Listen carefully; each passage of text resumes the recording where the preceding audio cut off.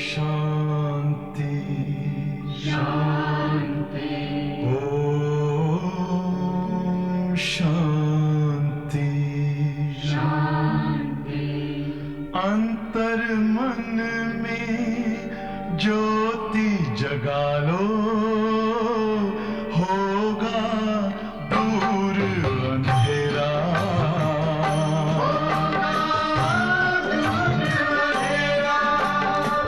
शिव का कर लो ध्यान, आ रहा पावन पुण्य सवेरा।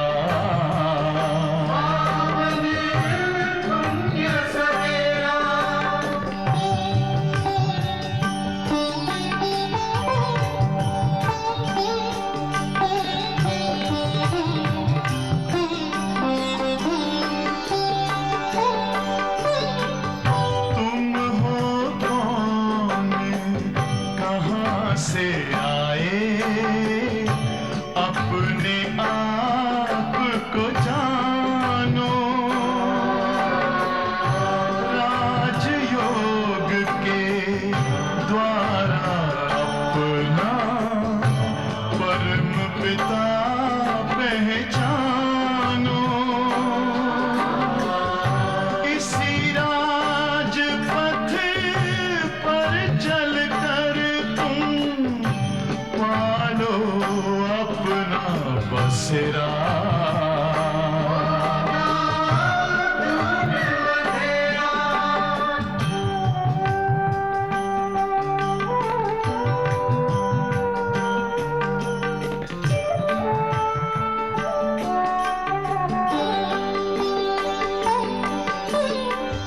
तुम हो आत्मा तन से न्यारे, परमात्मा को प्यारे। दिव्य गुणों को धारण करके योगी बनो दुलारे। ज्योति बिंदु ही तोड़ेगा ये माया मोह का घेरा।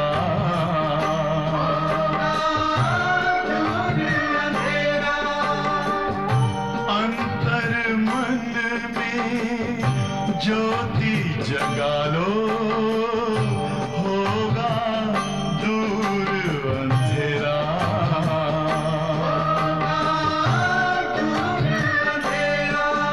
ओम शांति ओम शांति ओम शांति।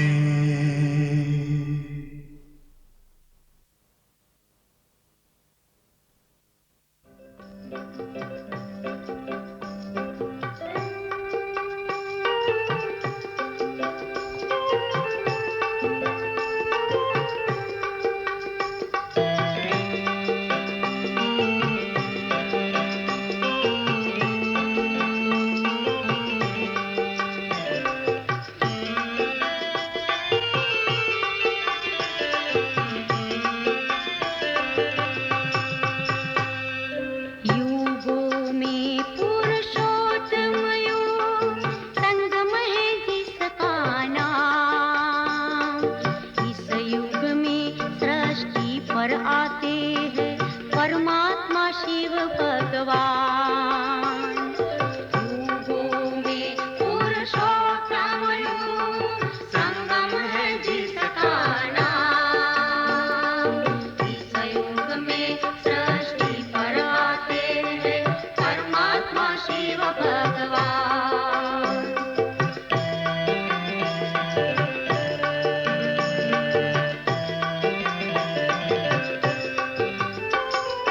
इस युग में सृष्टि का रचता ब्रह्मा तन में आता है। बूढ़े ब्रह्मा तन के द्वारा दुनिया नई बनाता है। इस युग में सृष्टि का रचता ब्रह्मा तन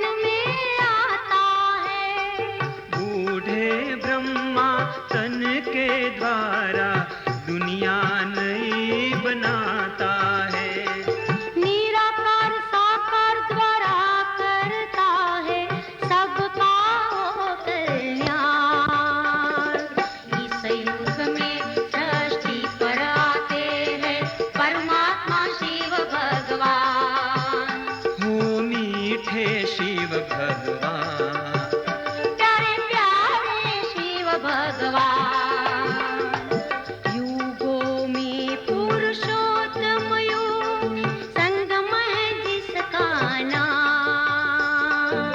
इस युग में सृष्टि पर आते हैं परमात्मा शिव भगवान।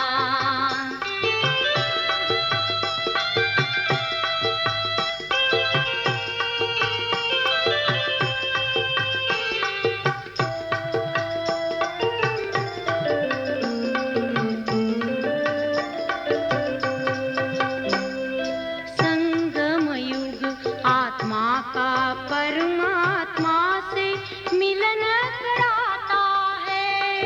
संगम युग आत्मा का परमात्मा से मिलन कराता है। भाग्य विधाता इस युग में सबका भाग्य बनाता है। भाग्य विधाता इस युग में सबका भाग्य बनाता है। इसी समय शिव पिता से हमें मिलते हैं अमर वरदान। इस युग में सृष्टि पर आते हैं परमात्मा शिव भगवान। हो मीठे शिव भगवान, प्यारे प्यारे शिव भगवान, युगों में पुरुषोत्तम युग, संगम है जिसका नाम। इस युग में सृष्टि पर आते हैं परमात्मा शिव भगवान।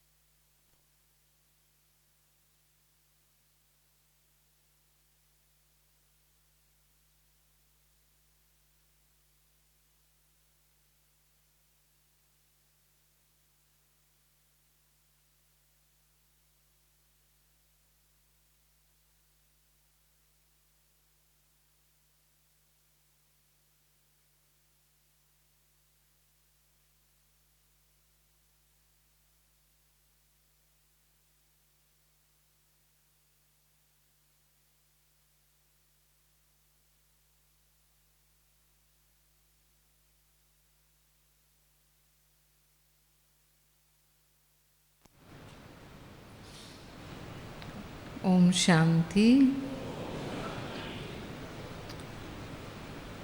आज बाबा ने बहुत अच्छी रीति ये स्पष्ट किया है कि शिव बाबा ब्रह्मा बाबा के तन में क्यों आते हैं, यही रथ उन्होंने क्यों चुना है।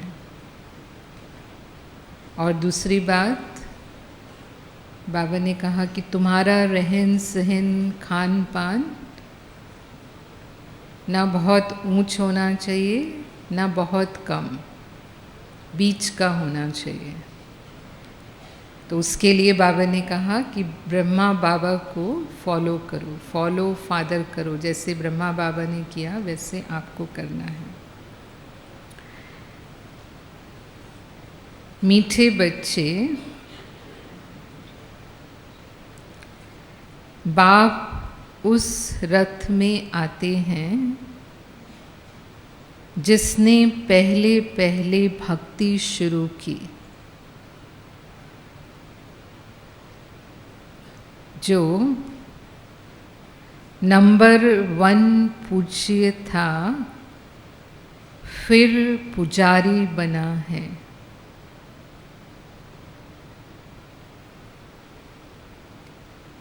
यह राज सबको स्पष्ट करके समझाओ, क्योंकि बहुत लोग ये प्रश्न पूछते हैं। जब हम कहते हैं कि शिव बाबा इनके तन में आते हैं तो फिर इनके तन में ही क्यों आते हैं। तो बाबा ने कहा ये राज स्पष्ट करके सुनाओ। प्रश्न है, बाप अपने वारिस बच्चों को कौन सा वर्षा देने आए हैं? बाप अपने वारिस बच्चों को कौन सा वर्षा देने आए हैं? उत्तर है,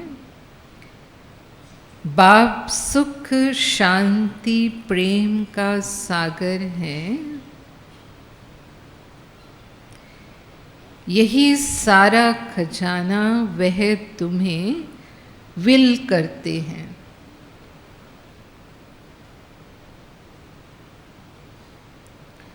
ऐसा विल कर देते जो 21 जन्म तक तुम खाते रहो, खुट नहीं सकता। जो सुख शांति मिलती है संगम युग में वो 21 जन्मों तक चलती है। बाबा ने कहा खुट नहीं सकती, तुम्हें कौड़ी से हीरे जैसा बना देते हैं। तुम बाप का सारा खजाना योग बल से लेते हो। ये जो भी प्राप्तियां होती हैं उसका आधार क्या है? योग बल। योग के बिना खजाना नहीं मिल सकता है।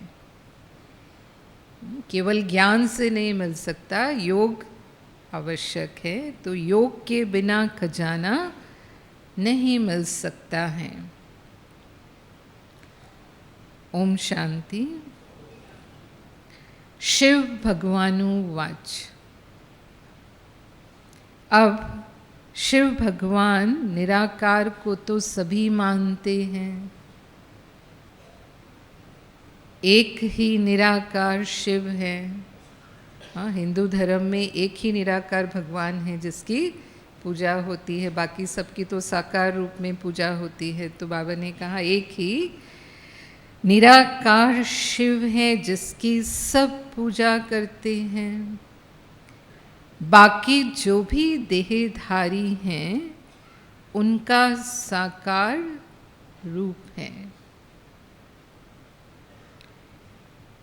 पहले पहले निराकार आत्मा थी, फिर साकार बनी है।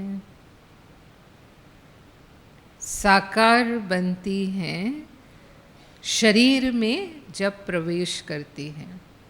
आत्मा अपने आप में तो निराकार है, लेकिन जब शरीर में प्रवेश करती है तब साकार बनती है। तब उनका पार्ट चलता है। मूल वतन में तो कोई पार्ट है नहीं, क्योंकि मूल वतन तो घर है। जैसे एक्टर्स घर में हैं तो नाटक का पार्ट नहीं। दुनिया में भी जो एक्टर्स घर में होते हैं तो पार्ट प्ले नहीं करते, लेकिन जब स्टेज पर आते हैं तब उनका पार्ट होता है। स्टेज पर आने से पार्ट बजाते हैं। आत्माएं भी यहाँ आकर शरीर द्वारा पार्ट बजाती हैं।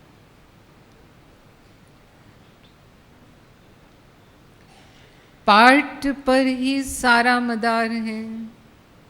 बाबा ने कहा पार्ट पर ही सारा मदार है। आत्मा में तो कोई फर्क नहीं है। परम धाम में तो सब आत्माएं एक जैसी हैं, लेकिन जब पार्ट में आते हैं तो फर्क हो जाता है। हर एक का पार्ट अलग अलग है। जैसे तुम बच्चों की आत्मा है, वैसे इनकी आत्मा है। ब्रह्मा बाबा की भी आत्मा है। बाप परमात्मा क्या करते हैं, उनका ऑक्यूपेशन क्या है, वो जानना है। कोई प्रेसिडेंट है, राजा है, यह आत्मा का ऑक्यूपेशन है ना। अलग अलग रोल हैं। यह पवित्र देवताएं हैं, इसलिए इनको पूजा जाता है।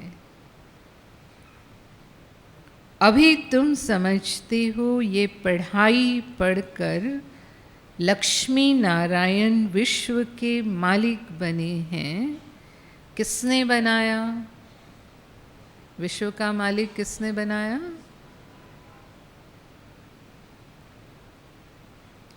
परम आत्मा ने। तुम आत्माएं भी पढ़ाती हो। बड़ाई ये है कि जो बाप आकर तुम बच्चों को पढ़ाते हैं और राजयोग भी सिखलाते हैं। आत्माएं भी पढ़ाती हैं, लेकिन खुद शिव बाबा आकर के पढ़ाते हैं और राजयोग भी सिखलाते हैं। बाबा ने कहा ये उनकी बढ़ाई है। कितना सहज है, इसीलिए सहज राजयोग कहते हैं। इसको कहा जाता है राजयोग। बाप को याद करने से हम सतो प्रधान बन जाते हैं।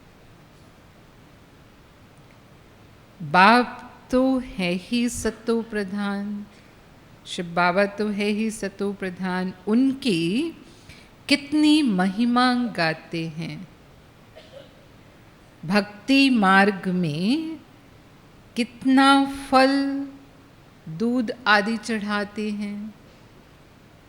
शिव बाबा पर फल दूध चढ़ाते हैं, लेकिन समझ कुछ भी नहीं। क्यों चढ़ाते हैं ये समझ नहीं। बाबा ने कहा देवताओं को पूजते हैं, शिव पर दूध फल आदि चढ़ाते हैं, कुछ पता नहीं। देवताओं ने राज्य किया, अच्छा है ना, देवताएं तो राज्य करके गए इसीलिए उनको पूजते हैं। बाबा ने कहा अच्छा शिव पर क्यों चढ़ाते हैं? तो इसका मतलब शिव ने भी कुछ किया होगा तभी चढ़ाते हैं, उनको याद करते हैं, उनकी पूजा करते हैं। उसने क्या कर्तव्य किया है जो इतना पूजते हो? पूछ सकते हैं कि कुछ तो कर्तव्य किया होगा जो इतना पूजते हो। देवताओं का तो फिर भी मालूम है कि होकर गए हैं, वह हैं स्वर्ग के मालिक। उन्हों को किसने बनाया यह भी पता नहीं। पूजा भी करते हैं शिव की, परंतु ख्याल में नहीं कि यह भगवान है। भगवान ने इन्हों को ऐसा बनाया है, उन्होंने ही इनको देवता बनाया है। कितनी भक्ति करते हैं सब अनजान। जितनी भी भक्ति करते हैं उसका असली बायोग्राफी कोई भी नहीं जानते। तुमने भी शिव की पूजा की होगी, ज़रूर की है, तभी यहाँ बैठे हैं। हाँ? तो बाबा ने कहा तुमने भी शिव की पूजा की होगी, अभी तुम समझते हो। आगे कुछ भी नहीं समझते थे, कुछ भी नहीं जानते थे। उनका क्या ऑक्यूपेशन है हम भी नहीं जानते थे। क्या सुख देते हैं कुछ भी पता नहीं था। क्या यह देवताएं सुख देते हैं? देवताएं सुख देते हैं या नहीं देते हैं? क्या कहेंगे? क्या कहा होगा बाबा ने?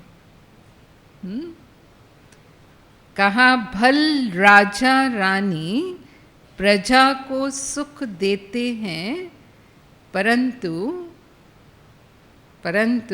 उन्हों को तो शिव बाबा ने ऐसा बनाया ना। सुख देने वाला किसने बनाया? शिव बाबा ने बनाया। बलिहारी उनकी हैं, बनाने वाले की बलिहारी हैं। यह तो सिर्फ राजाई करते हैं। लक्ष्मी नारायण तो सिर्फ राजाई करते हैं, प्रजा भी बन जाती हैं, बाकी यह कोई का कल्याण नहीं करते हैं। क्योंकि सतयुग में ज़रूरत ही नहीं कल्याण करने की, कोई दुखी नहीं है, कोई रोगी नहीं है जिसका कल्याण करना पड़े। तो बाबा ने कहा ये कोई का कल्याण नहीं करते हैं, अगर करते भी हैं तो अल्प काल के लिए। अभी तुम बच्चों को बाप बैठ पढ़ाते हैं, उनको कहा जाता है कल्याणकारी। बाप अपना परिचय देते हैं, मेरी तुम पूजा करते हो। उनको परम आत्मा कहते थे, परम आत्मा से परमात्मा हो जाता। भगवान को फिर परमात्मा कहते हैं, परंतु ये नहीं जानते कि यह क्या करते हैं। उनके कर्तव्यों को नहीं जानते, बस सिर्फ कह देंगे कि वह सर्वव्यापी है, सब जगह है, फिर नाम रूप से न्यारा है। ये भी कह देते भगवान के लिए कि नाम रूप से न्यारा है। तो फिर बाबा ने कहा उस पर दूध आदि चढ़ाना शोभता नहीं है। अगर वो नाम रूप से न्यारा है तो दूध किस पर चढ़ाते हो? कुछ आकार है तभी चढ़ा सकते हैं ना, रूप है, कुछ आकार है तब तो उस पर चढ़ाते हैं ना। उनको निराकार तो कह नहीं सकते, रूप तो है ना शिव बाबा का, लेकिन साकार की तुलना में बहुत सूक्ष्म है, इसीलिए निराकार कहते हैं, क्योंकि आँखों से दिखता नहीं है, पर है तो सही। तुमसे मनुष्य आर्ग्यू बहुत करते हैं, बहस करते हैं बहुत। बाबा के आगे भी आकर आर्ग्यू ही करेंगे। ब्रह्मा बाबा से मिलेंगे तो भी अगर कुछ समझाएंगे तो बाबा ने कहा आर्ग्यू ही करेंगे, फालतू माथा खपाएंगे, फ़ायदा कुछ भी नहीं। जब समझ ही नहीं सकते तो फिर फ़ायदा नहीं। ये समझाना तो तुम बच्चों का काम है, यानी बाबा इसमें नहीं चाहते। बच्चों का काम है समझाकर तैयार करके उनको बाबा के सामने लाना। तुम बच्चे जानते हो बाबा ने हमको कितना ऊंच बनाया है। यह पढ़ाई है, बाप टीचर बन पढ़ाते हैं। तुम मनुष्य से देवता बनने के लिए पढ़ रहे हो। देवी देवताएं हैं सतयुग में, कलयुग में होते नहीं। राम राज्य ही नहीं जो पवित्र रह सके, पवित्र होंगे तब देवी देवताएं होंगे। देवी देवता थे, फिर वाम मार्ग में चले जाते हैं। बाकी जैसे चित्र दिखाए हैं ऐसे नहीं। बाबा मिसाल देते हैं कि देवताओं के जैसे चित्र बना दिए हैं कई स्थानों पर, वो ऐसे नहीं। जगन्नाथ के मंदिर में तुम देखेंगे काले चित्र हैं। बाप कहते हैं माया जीते जगत जीत बनो। तो उन्होंने फिर जगत नाथ नाम रख दिया है। जगन्नाथ का मंदिर है ना, पुरी में जगन्नाथ का जो मंदिर है उसको जगतनाथ जो है वो जगन्नाथ कहलाते हैं। तो बाबा ने तो कहा जगत जीत बनो, लेकिन नाम ही जगन्नाथ रख दिया है। ऊपर में सब गंदे चित्र दिखाए हैं। देवताएं वाम मार्ग में गए तो काले बन पड़े। इसीलिए श्री कृष्ण के चित्र कई स्थानों पर एकदम काले दिखाते हैं। नाथ द्वारा में भी जो चित्र है वो बिल्कुल काला है। जगन्नाथ मंदिर में भी काला चित्र है, और भी तिरुपति बालाजी है का जो चित्र है वो भी काला है। तो कई मंदिरों में एकदम काले चित्र दिखाते हैं।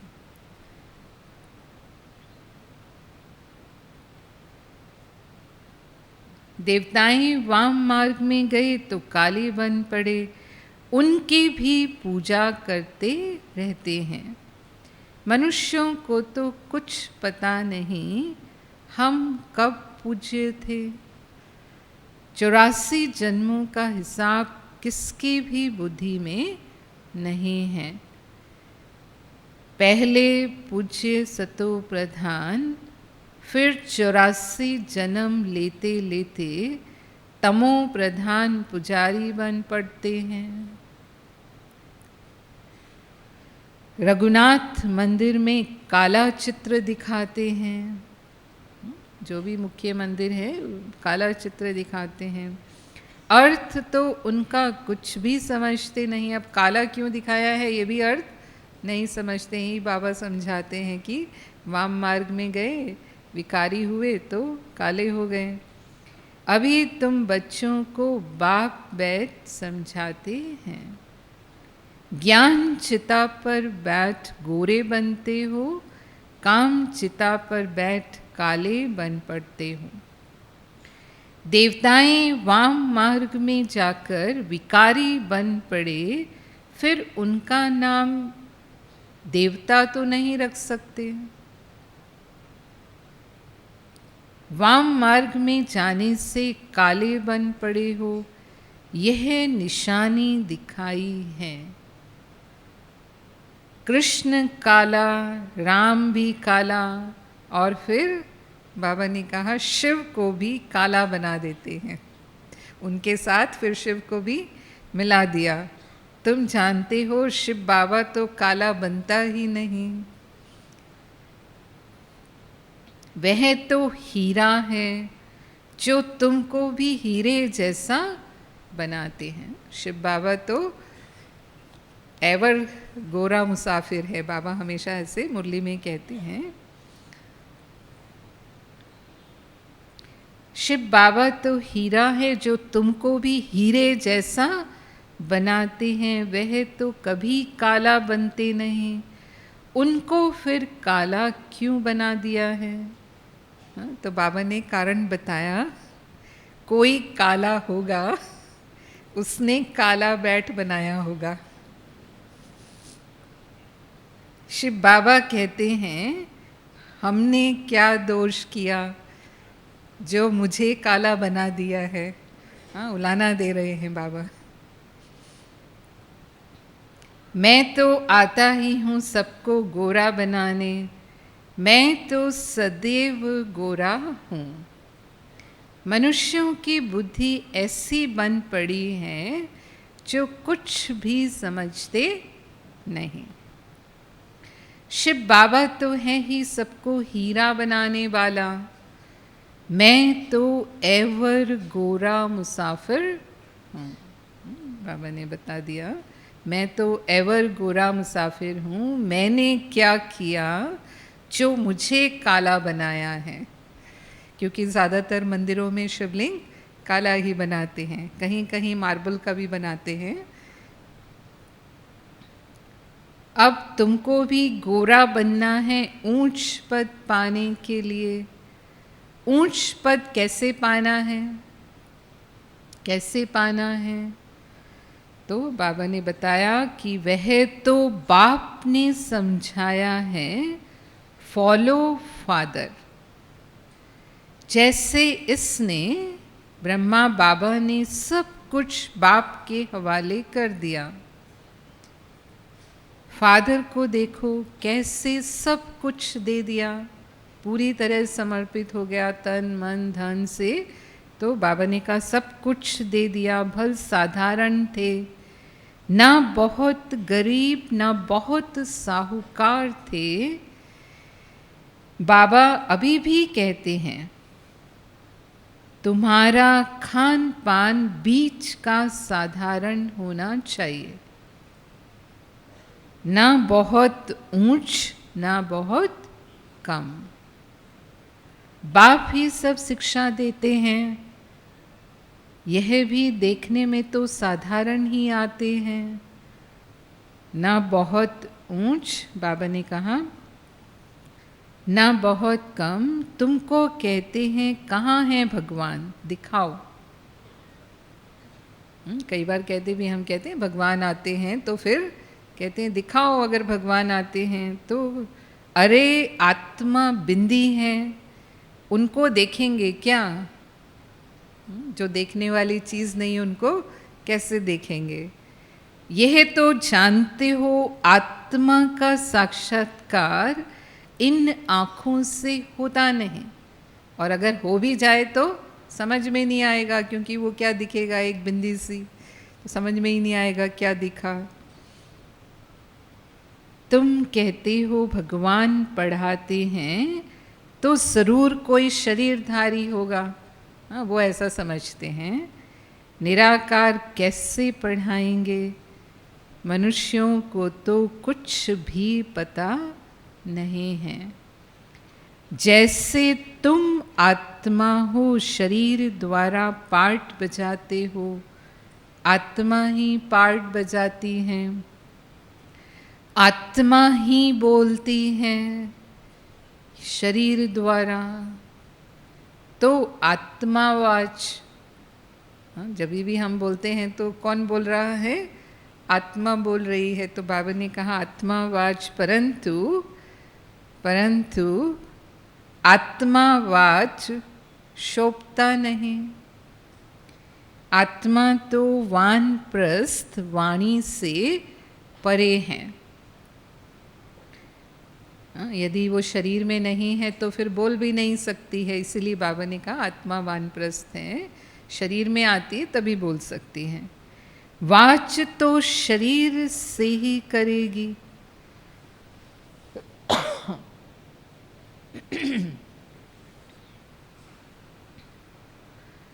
वाच तो शरीर से ही करेगी, वाणी से परे सिर्फ आत्मा ही रह जाती है। वाणी में आना है तो शरीर ज़रूर चाहिए। बाप भी ज्ञान का सागर है, तो ज़रूर किसके शरीर का आधार लेगा ना। उसको रथ कहा जाता है, जिसके शरीर का आधार लेगा उसको रथ कहा जाता है। नहीं तो वो सुनाए कैसे? बाप पतित से पावन बनने के लिए शिक्षा देते हैं।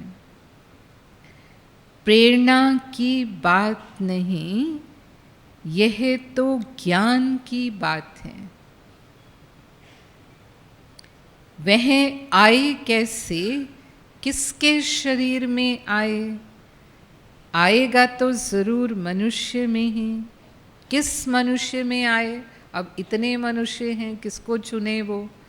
तो बाबा ने कहा किस मनुष्य में आए, किसको भी पता नहीं है सिवाय तुम्हारे। रचयिता खुद ही बैठ अपना परिचय देते हैं। मैं कैसे और किस रथ में आता हूँ। बच्चे तो जानते हैं कि बाप का रथ कौन सा है। बच्चे तो जानते हैं, तो हम तो जानते हैं। बहुत मनुष्य मुंझे हुए हैं, पता नहीं किस में आएगा, कब आएगा, क्योंकि वो किस किस का रथ बना देते हैं। जितने भी अवतार बनाए उसमें किन्हीं किन्हीं जानवरों में बोल दिया, कच्छमच्छ अवतार, है ना, ऐसे विचित्र विचित्र अवतार बताए भगवान के, तो किस किस का रथ बना देते हैं। जानवर आदि में तो आ न सके। अब भगवान थोड़ी कोई जानवर में आएगा तो पढ़ाएगा कैसे। बाप कहते हैं मैं किस मनुष्य में आऊं यह तो समझ नहीं सकते। आना भी भारत में ही होता है। भारतवासियों में भी किसके तन में आऊं? अब देशों में तो चुन लिया भारत, लेकिन भारत में भी किसके तन में आऊं? क्या प्रेसिडेंट व साधु महात्मा के रथ में आएगा? ऐसे भी नहीं है कि पवित्र रथ में आना है। हाँ, जो पवित्र कहलाते हैं साधु सन्यासी, उनके ही तन में आना है? नहीं, यह तो है ही रावण राज्य। तो बाबा के हिसाब से तो कोई पवित्र है ही नहीं। गायन भी है दूर देश का रहने वाला, आया देश पर आए। तो यह तो भारत, यह भी बच्चों को पता है कि भारत अविनाशी खंड है, उसका कभी विनाश नहीं होता। अविनाशी बाप अविनाशी भारत खंड में ही आते हैं। किस तन में आते हैं वह खुद ही बताते हैं, बाबा खुद ही बताते हैं, और तो कोई जान न सके। तुम जानते हो कोई साधु महात्मा में भी आ न सके। वह हैं हठ योगी, निवृत्ति मार्ग वाले, और भगवान को निवृत्ति मार्ग नहीं सिखाना है, तो इसीलिए बाबा ने कहा उसमें आ नहीं सकते। बाकी रहे भारतवासी भक्त, अब सिलेक्शन हो रही है तो उसमें रहे भारतवासी भक्त। अब भक्तों में भी किस भक्त में आए? भक्त पुराना चाहिए, जिसने बहुत भक्ति की हो। भक्ति का फल भगवान को देने आना पड़ता है। भारत में भक्त तो ढेर हैं, कहेंगे ये बड़ा भक्त है, इसमें आना चाहिए। अब ऐसे तो कितने बड़े बड़े भक्त हुए हैं भारत में, भक्तों की भी कमी नहीं है। बाबा ने कहा तो कहेंगे इसमें आना चाहिए, तो ऐसे बहुत भक्त बन पड़ते हैं। कल भी कोई को वैराग्य आए, भक्त बन जाए। वह तो इस जन्म का भक्त हो गया ना, उसमें आएंगे नहीं। हाँ, अब ऐसे भक्तों में भी बाबा नहीं आएगा। मैं उसमें आता हूँ जिसने पहले पहले भक्ति शुरू की। द्वापर से लेकर भक्ति शुरू हुई है। यह हिसाब किताब कोई समझ ना सके, और किसी को ये बातें समझ में आ नहीं सकती। बाबा ने कहा कितनी गुप्त बातें हैं, मैं आता हूँ उसमें जो पहले पहले भक्ति शुरू करते हैं। नंबर 1 जो पुरुषे था वही फिर नंबर 1 पुजारी भी बनेगा। खुद ही कहते हैं यह रथ ही पहले नंबर में जाते हैं, फिर 84 जन्म भी यही लेते हैं। मैं इनके ही बहुत जन्मों के अंत के भी अंत में प्रवेश करता हूँ। अब बाबा ने फिर सारा राज बता दिया कि कौन सी आत्मा के शरीर में प्रवेश किया, जिसके अंत का भी ये अंतिम जन्म है जो शुरू से है। इनको ही फिर नंबर 1 राजा बनना है। यही बहुत भक्ति करते थे, भक्ति का फल भी इनको मिलना चाहिए। तो बाबा ने फिर वो भक्ति का फल भी दिया। बाप दिखलाते हैं बच्चों को कि देखो यह मेरे पर वारी कैसे गया, ब्रह्मा बाबा शिव बाबा पर कैसे वारी गया, सब कुछ दे दिया। इतने ढेर बच्चों को सिखलाने लिए धन भी चाहिए। एक साथ ओम मंडली बनी, इतने सब समर्पित हुए, उनकी सबकी पालना भी करनी थी।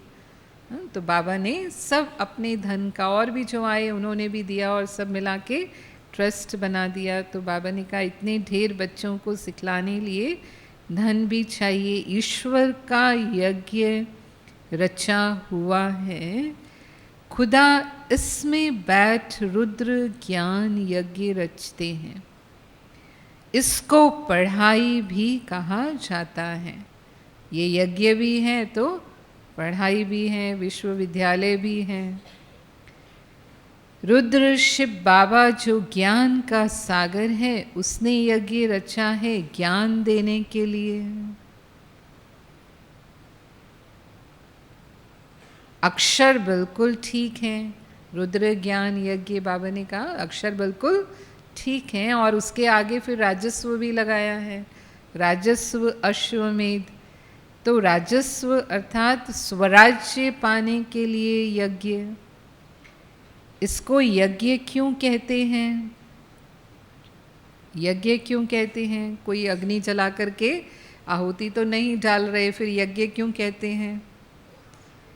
यज्ञ में तो वह लोग आहुति आदि बहुत डालते हैं, कई प्रकार की आहुति डालते हैं, यज्ञ रचते हैं। तो बाबा ने कहा तुम तो पढ़ते हो, आहुति क्या डालते हो? क्यों यज्ञ किया? बाबा ये प्रश्न पूछ रहे हैं, यज्ञ क्यों कहा इसको? तो क्या आहुति डालते हो? क्या आहुति डालते हो? तुम जानते हो हम पढ़कर होशियार हो जाएंगे, फिर यह सारी दुनिया इसमें स्वाहा हो जाएगी। तो कितनी बड़ी आहुति है, छोटी मोटी आहुति नहीं, पूरी दुनिया इसमें स्वाहा हो जाएगी। यज्ञ में पिछाड़ी के टाइम जो भी सामग्री है सब डाल देते हैं। तुम बच्चे अब जानते हो, बाप हमको पढ़ा रहे हैं। बाप तो है बहुत साधारण, मनुष्य क्या जाने, हाँ इतने साधारण रूप में आए हुए भगवान को पहचान नहीं पाते। तो बाबा ने कहा मनुष्य क्या जाने, क्या समझे। उन बड़े बड़े आदमियों की तो बहुत बड़ी महिमा होती है।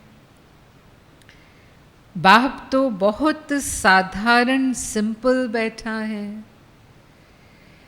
मनुष्यों को कैसे पता पड़े? ये दादा तो जोहरी था, बिजनेसमैन था, शक्ति तो कोई देखने में नहीं आती, सिर्फ इतना कह देते हैं इसमें कुछ शक्ति है जो इतना बड़ा काम कर रहे हैं, ऐसा बोलते हैं कि कुछ शक्ति है। बस ये नहीं समझते कि इसमें सर्वशक्तिवान बाप हैं, उसके द्वारा ये हो रहा है। इसमें शक्ति है तो वह शक्ति भी आई कहाँ से, ये भी नहीं समझते। बाप ने प्रवेश किया ना, जो उनका खजाना वह ऐसे थोड़ी ही दे देते हैं। शिव बाबा ऐसे ही सारा खजाना नहीं दे देते। बाबा ने कहा तुम योग बल से लेते हो, वह तो सर्वशक्तिवान है ही, उनकी शक्ति कहाँ चली नहीं जाती। परमात्मा को सर्वशक्तिवान क्यों गाया जाता है यह भी कोई जानते नहीं। हाँ, क्योंकि वो जन्म मरण में आते नहीं, इसलिए उनकी शक्ति कभी खत्म होती नहीं, इसीलिए वो सर्वशक्तिवान है, सदा ही है। बाप आकर सब बातें समझाते हैं। बाप कहते हैं मैं जिसमें प्रवेश करता हूँ इसमें तो पूरी जंग चढ़ी हुई थी। पुराना देश, पुराना शरीर, भारत सबसे पुराना देश, और फिर उसमें भी ब्रह्मा बाबा का तन 84 जन्मों वाला सबसे पुराना तन, उसके शरीर में उसके बहुत जन्मों के अंत में आता हूँ। कट जो चढ़ी है वो कोई उतार न सके।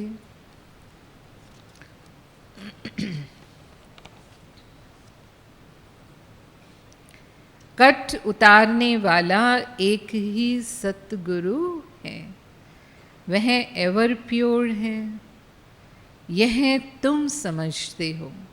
शिव बाबा एवर प्योर है, ये तुम समझते हो।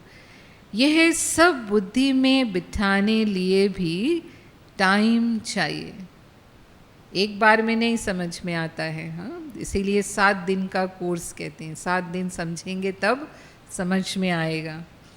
तुम बच्चों को बाप सब विल कर देते हैं। बाप ज्ञान का सागर, शांति का सागर है, सारा विल कर देते हैं बच्चों को। आते भी पुरानी दुनिया में हैं, प्रवेश भी उसमें करते हैं जो हीरे जैसा था, फिर कौड़ी जैसा बना। वो भल इस समय करोड़पति हैं, परंतु अल्पकाल के लिए। दुनिया में बहुत करोड़पति हैं बाबा ने कहा, लेकिन अल्पकाल के लिए सबका खलास हो जाएगा। वर्थ पाउंड तो तुम बनते हो। हाँ, वो वर्थ पैनी है, ऐसे बाबा कहते हैं। अभी तुम भी स्टूडेंट हो। यह भी स्टूडेंट है, यह भी बहुत जन्मों के अंत में है। ब्रह्मा बाबा भी स्टूडेंट हैं और कट चढ़ी हुई है। जो बहुत अच्छा पढ़ते उसमें ही कट चढ़ी हुई है। ब्रह्मा बाबा बहुत अच्छा पढ़ते हैं, बाबा ने कहा अंत में आते आते उसमें भी कट चढ़ जाती हैं। वही सबसे पतित बनते हैं, उनको ही फिर पावन बनना है। यह ड्रामा बना हुआ है। जो सबसे पतित बनते हैं उनको ही फिर पावन बनना है। बाप तो रियल बात बताते हैं, है ना। बाप हैं ट्रुथ, वह कभी उल्टा नहीं बतलाते। यह सब बातें मनुष्य कोई समझ न सके। तुम बच्चों बिगर मनुष्यों को कैसे पता पड़े? हमें समझाना पड़ता है सबको, तब जाकर के फिर उनको समझ में आता है। तो तुम बच्चों बिगर मनुष्यों को कैसे पता पड़े? अच्छा मीठे मीठे सिकेलधे बच्चों प्रति माता पिता बाप दादा का याद प्यार और गुड मॉर्निंग। रूहानी बाप की रूहानी बच्चों को नमस्ते, और हम रूहानी बच्चों की रूहानी बाप दादा को याद प्यार, गुड मॉर्निंग और नमस्ते। धारणा के लिए मुख्य सार। पहला है, ऊंच पद पाने के लिए पूरा फॉलो फादर करना है। फॉलो फादर क्या है वो बाबा ने समझाया। सब कुछ बाप के हवाले कर ट्रस्टी हो संभालना है, पूरा वारी जाना है। खान पान रहन सहन बीच का साधारण रखना है, ना बहुत ऊंच ना बहुत नीच। दूसरा है, बाप ने जो सुख शांति ज्ञान का खजाना विल किया है उसे दूसरों को भी देना है। कल्याणकारी बनना है। वरदान है, सर्व संबंधों से एक बाप को अपना साथी बनाने वाले सहज पुरुषार्थी भव। सर्व संबंधों से एक बाप को अपना साथी बनाने वाले सहज पुरुषार्थी भव। बाप स्वयं सर्व संबंधों से साथ निभाने की ऑफर करते हैं। जैसा समय वैसे संबंध से बाप के साथ रहो। कभी वो पिता है, कभी वो शिक्षक हैं, कभी वो गुरु हैं, कभी वो साथी हैं। तो जब जैसे संबंध की आवश्यकता है, बाबा ने कहा वैसा संबंध बाबा के साथ अनुभव करो। जहाँ सदा साथ भी है और साथी भी है, वहाँ कोई मुश्किल हो नहीं सकती, क्योंकि वो सर्वशक्तिवान है।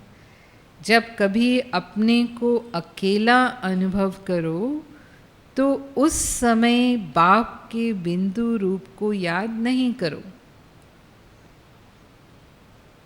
प्राप्तियों की लिस्ट सामने लाओ।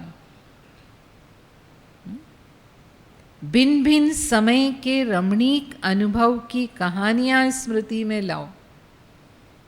आप जैसे मधुबन में आए, मधुबन में कई ऐसे अनुभव होते हैं, बाप दादा से मिले, उस समय कोई विशेष अनुभव किया, हाँ, जो प्राप्तियाँ अनुभव हुई, बाबा ने कहा उनको याद करो। बिंदु रूप में स्थित हो जाएंगे तो अकेलापन दूर नहीं होगा। तो इस तरह से उस समय याद करो। सर्व संबंधों के रस का अनुभव करो तो मेहनत समाप्त हो जाएगी और सहज पुरुषार्थी बन जाएंगे। स्लोगन, बहुरूपी बन माया के बहुरूपों को परख लो तो मास्टर मायापति बन जाएंगे। माया को परख लेंगे तो फिर जीतना आसान होगा। अगर परख ही नहीं सकेंगे तो माया वार कर सकती है। तो मायापति बनने के लिए माया के बहुरूपों को परखना है। ओम शांति।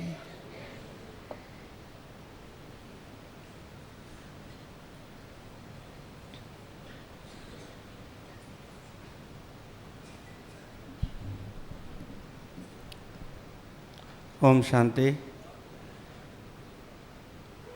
ईश्वरीय सेवाओं की सेवा रिपोर्ट भेजने के लिए एक मोबाइल ऐप बनाया गया है। तो सभी टीचर्स बहनें अपना मोबाइल नंबर शिव आमंत्रण ऑफिस में रजिस्टर कराएं, जिनको भी सेवा समाचार भेजना है। रक्षाबंधन पर वीआईपीज की विशेष सेवाओं के लिए सेवांजलि नाम की एक रिपोर्ट बनाई गई है, जिसमें पिछले वर्ष की सेवाएं हैं। तो इसे प्राप्त करने के लिए आप आनंद भवन के खोया पाया डिपार्टमेंट के पास में शिव आमंत्रण ऑफिस है, वहाँ संपर्क कर सकते हैं। शाम का संगठित योग सभी भाई बहनों के लिए 6 से 7:30 बजे तक कॉन्फ्रेंस हॉल में रहेगा। 7:30 बजे डॉक्टर सचिन भाई का क्लास होगा। आज सवेरे कॉन्फ्रेंस हॉल के सामने बगीचे में सोमन गोड़ा भाई का एक पर्स गुम हुआ है, जिसमें उनका आधार कार्ड, पैन कार्ड, कुछ कैश है। जिस किसी को मिला हो तुरंत ही खोया पाया विभाग में जमा करा दें। और हमारे बीच कुछ विशेष अतिथि आए हुए हैं। महाराष्ट्र से बीजेपी के उपाध्यक्ष हैं श्री राकेश पांडे जी।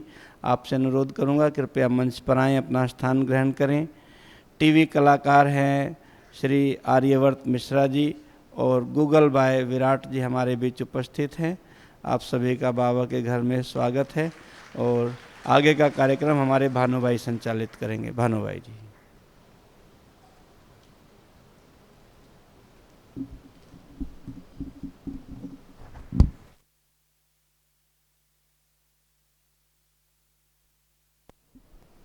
ओम शांति। आज ये बड़ी खुशी की बात है कि आज हमारे बीच में महाराष्ट्र के जो बीजेपी उपाध्यक्ष हैं राकेश पांडे जी उपस्थित हैं। जोरदार ताली बजाकर आपका अभिनंदन करेंगे। और फिल्म इंडस्ट्रीज़ में भी आपकी एक अलग पहचान है। कई सीरियल में आपने राइटिंग वर्क किया, कई फिल्में आपने बनाए हैं। तो राजनीति और फिल्मी दोनों का आप एक प्रकार से प्रतिमूर्ति हैं। और दूसरी बात, हमारे बीच में आर्यवत जी, जिनको आपने टेलीविज़न के जरिए आपने देखा होगा। अभी वर्तमान समय श्रीमद् भागवत जो चल रहा है कलर्स पे, उसमें आपका रोल है। परम अवतार श्री कृष्ण जो धारावाहिक चले उसमें आप बलराम का रोल करते हैं। तो ऐसे बालक आज हमारे बीच हैं। कलर टीवी पे, NTV पे अभी चल रहा है। और ये 11 बजे हर संडे को ये चलती है श्रीमद् भागवत इनका, और NTV पे 8:30 बजे चलती है।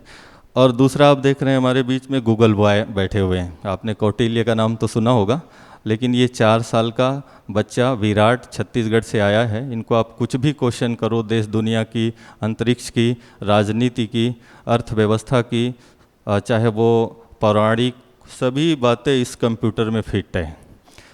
तो 4 साल का ये बालक, ये हमारे लिए बड़ी खुशी की बात है। तो ऐसे हस्ती आज हमारे बीच है। तो मैं चाहूँगा गीता दीदी भी मंच पे आएंगे, और भरत भाई जी, कोमल भाई जी से भी निवेदन करूंगा कि आएंगे और इनका सम्मान करते हैं। ब्रह्मा कुमारी इस परिवार की ओर से स्पेशली गीता दीदी से निवेदन आएंगे, कोमल भाई। और आतम जी से भी निवेदन करूंगा, गुलदस्ता कुछ और शॉल पहना करके सम्मान करेंगे। आतम भाई जी से निवेदन है।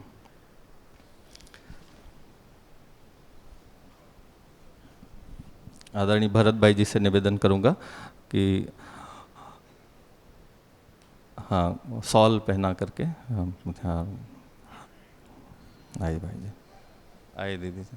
और उषा दीदी जी जिनका सम्मान करें, मैं उषा दीदी जी को निवेदन करूंगा शॉल पहना करके हमारे बीजेपी उपाध्यक्ष का सम्मान करेंगे उषा दीदी जी। आत्म जी से निवेदन करूंगा वो शॉल पहना कर दूंगा। शुभकामना के चंद शब्द आदरणीय पांडे जी। ओम शांति।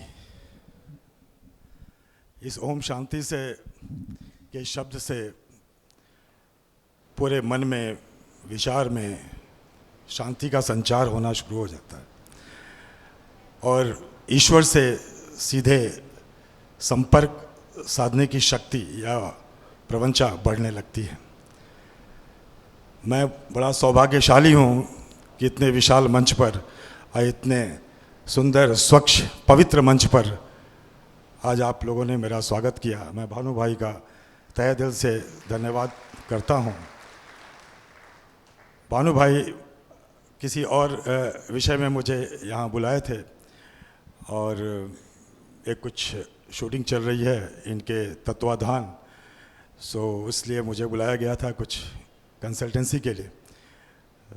तो ये सौभाग्य मुझे मिला। मैं प्रणाम करता हूँ आपकी संस्था को, दीदी को, सारी दीदियों को और भानु भाई को। मैं क्या बोलूँ, आप लोग खुद तपस्वी हैं, खुद साध्वी हैं, साधु हैं और मैं बड़ा तुच्छ सा एक लेखक हूँ, कलाकार हूँ। दुनिया को मैं पढ़ता हूँ, लिखता हूँ, बहुत सारे साहित्य को, वेदों के ऋचाओं को भी पढ़ा हूँ, लेकिन जो शांति की अनुभूति मुझे यहाँ पर आकर होती है, ये मेरा तीसरी बार शायद आया हूँ। जो शांति की अनुभूति होती है और एक दिन रहने के बाद, मुरली सुनने के बाद, राजयोग की क्लास लेने के बाद ऐसा लगता है मेरा तार सीधे ईश्वर से, ब्रह्मा जी से जुड़ गया और धन्य हो जाता हूँ मैं क्या बोलूँ, शब्द नहीं मिल रहे हैं। बहुत बहुत धन्यवाद, बहुत बहुत आशीर्वाद।